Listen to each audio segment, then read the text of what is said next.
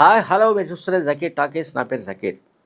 మీకు కనుక జకీర్ టాకీస్లో యూట్యూబ్ ఛానల్లో కంటెంట్ నచ్చితే సబ్స్క్రైబ్ చేయండి, లైక్ చేయండి, షేర్ చేయండి. ఇక మనం ఫోన్ ట్యాపింగ్ గురించి మాట్లాడాలి. ఫోన్ ట్యాపింగ్ కేసు విచారణ గురించి ప్రతిరోజు మాట్లాడవలసిందే, ప్రతి గంట మాట్లాడవలసిందే. ఎందుకంటే అటువంటి నేరం అది. మరి ఇండియన్ టెలిగ్రాఫ్ యాక్ట్ చట్టాన్ని అత్యంత దారుణంగా దుర్వినియోగం చేసి ఆ చట్టం ఒకటి ఉందని ప్రజలకు తెలిసే విధంగా చేసి ఆ చట్టం ముసుగులో అట్టదిడ్డంగా మొత్తం ఫోన్లు ట్యాప్ చేసి పారేసి నేరాల ఘోరాలకు ఒక పోలీస్ అధికారుల బృందం ఎట్లా పాల్పడిందో, ఒక కిరాయి సైనిక ముఠాగా కిరాయి సైన్యంగా పోలీసుల బృందం ఎట్లా మారిందో మనందరికీ తెలుసు. కాంగ్రెస్ నాయకులు చాలా సందర్భాల్లో వాళ్ళ గురించి మాట్లాడారు. సో తాజాగా జరిగిన సన్నివేశం ఏంటంటే, బహుశా ఇది ఫోన్ ట్యాపింగ్ కేసు సంబంధించి మొదటి చర్య అని నేను అనుకుంటున్నా. తొలి చర్య. డిఎస్పి ప్రణీత్ రావును సిఐగా డిమోట్ చేశారు. సిఐగా ఆయన 2007 బ్యాచ్కి 2007 బ్యాచ్కి చెందిన ఎస్ఐ. ఆయనకు డిఎస్పిగా డైరెక్ట్ ప్రమోషన్ ఇచ్చేసింది కేసీఆర్ ప్రభుత్వం. ఓకే, అదే సిఐ డిఎస్పి. దాన్ని ఏమంటారంటే యాక్సిలరీ ప్రమోషన్స్ అంటాం.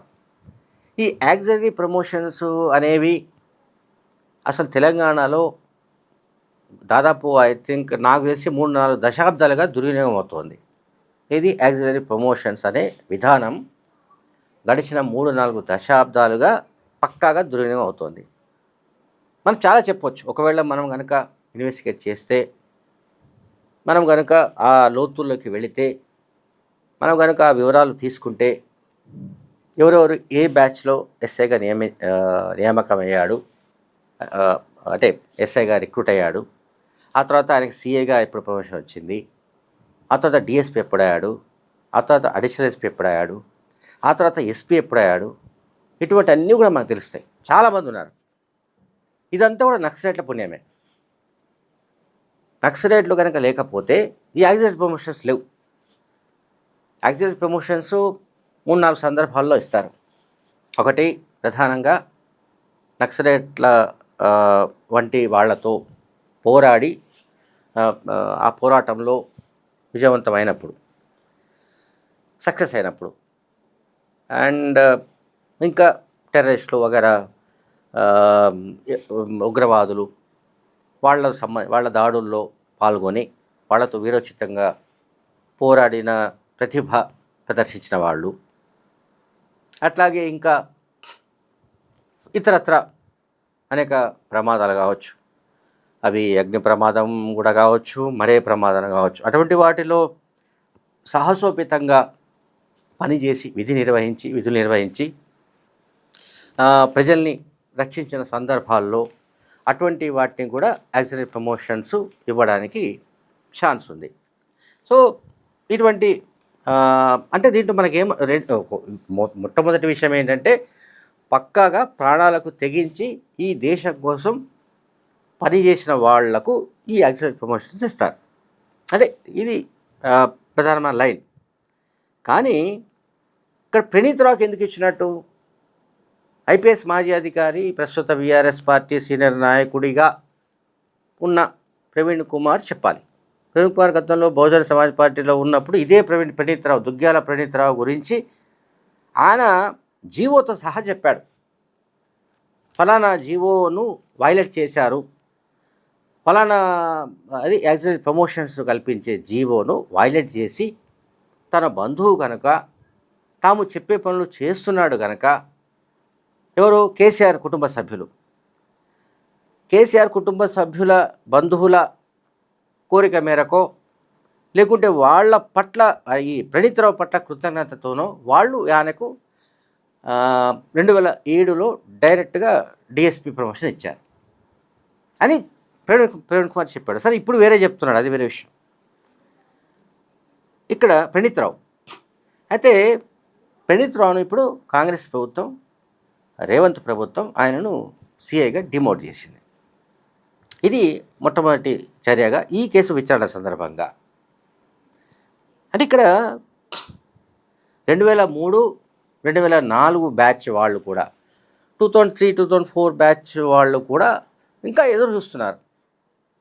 అంటే సాధారణంగా కనుక విధులు నిర్వహిస్తూ అందులో ప్రతిభ కనపరిచినా సరే టాప్ లెవెల్లో రాజకీయ నాయకత్వంలో ఉన్న వాళ్ళతో, ప్రభుత్వంలో ఉన్న పెద్దలతో కనుక సఖ్యతగా లేకపోతే, వాళ్ళ పట్ల విధేయతను ప్రదర్శించకపోతే, లేక వాళ్ళు ఇచ్చిన టాస్క్ను పూర్తి చేయకపోతే వాళ్ళకి ప్రమోషన్స్ రావు. మరి ప్రణీతరావు ఎగ్జాంపుల్. ప్రణీతరావు డిఎస్పీ అయ్యాడు. డిఎస్పీ ఎట్లా అయ్యాడో కూడా మనందరికీ తెలుసు. సో దాన్ని అంటే డిఎస్పీగా ఇచ్చిన ప్రమోషన్ రద్దు చేసినట్టు లెక్క. ఇక్కడ ఆయన సీఏగా డిమోట్ చేశాడని అనడం కంటే ఆయనకు ఇచ్చిన డిఎస్పీ ప్రమోషన్ను రేవంత్ రెడ్డి ప్రభుత్వం రద్దు చేసి పారేసింది. అందువల్ల ఆయన సీఏగా ఉంటాడు. ఆయన నాకు తెలిసి ఆయన సస్పెన్షన్లో ఉన్నట్టుంది ఇప్పటికి. స్టిల్ సస్పెన్షన్ను రివోక్ చేసిన దాఖలాలు అయితే ఏమి లేవు కానీ బట్ ఆయన ఏమంటాం మనం, ఆయన అయితే దీంట్లో ఉన్నాడు, ఇది సస్పెన్షన్లో ఉన్నాడు. ఎందుకు సస్పెన్షన్లో ఉన్నాడు?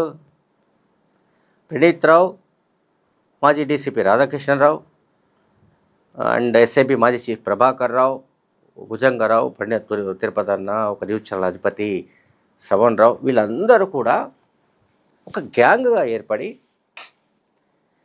ఆ గ్యాంగ్ టెలిఫోన్ ట్యాపింగ్ చేసింది.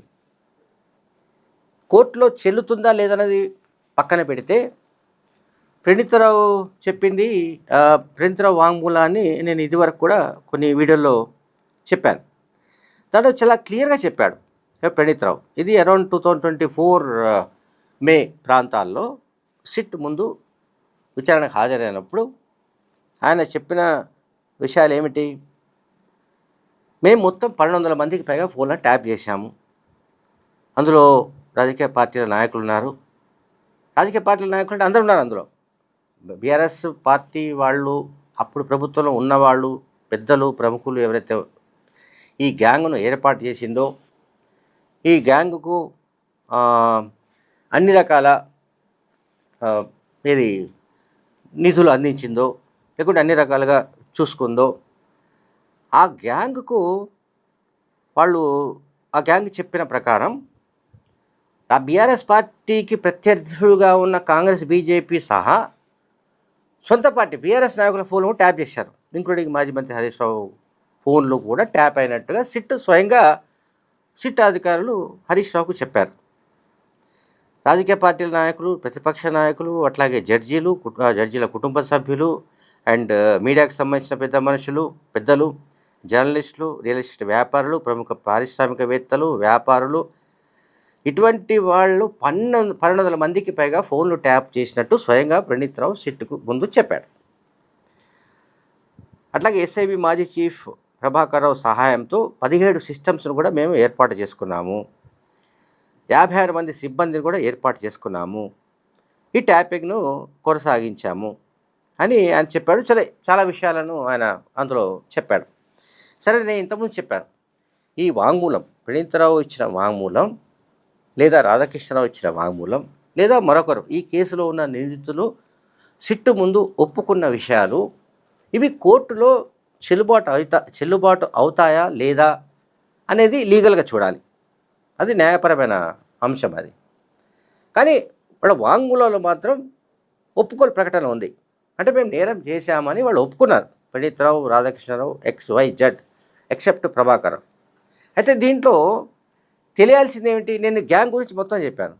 ఇప్పుడు మనకు తెలియవలసింది ఏంటంటే, తెలంగాణ సమాజం తెలుసుకోవాలనుకుంటున్నది ఏమిటంటే, ఈ ఫోన్ ట్యాపింగ్కి సంబంధించి గ్యాంగ్ లీడర్ ఎవరు? ఈ గ్యాంగ్ లీడర్ ఎవరో తెలిస్తే మిగతా విషయాలన్నీ కూడా మనకు శుభ్రంగా తెలిసిపోతాయి. ఎవరెవరు జైలుకు పోతారో ఏమిటో అనేది కూడా మనకు తెలిసిపోతుంది. Thank you very much.